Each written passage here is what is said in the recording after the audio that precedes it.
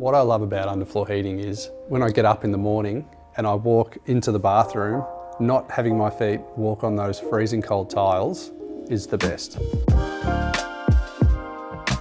Electric underfloor heating is a heating that can be installed under any type of flooring. Engineered timber floors, tiles, carpet, you name it.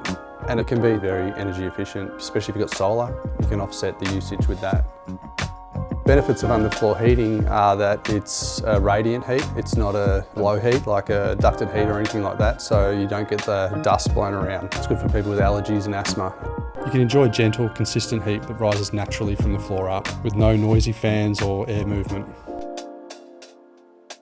Underfloor heating is definitely worth putting in any room in your house, from your bathroom to your kitchen, lounge room, bedrooms, under carpet. And it can be installed in existing homes. It won't affect your floor heights. It's only a 2.7mm thick cable, so you won't even notice it. So if you're doing any type of renovation or changing your floors, best time to do it.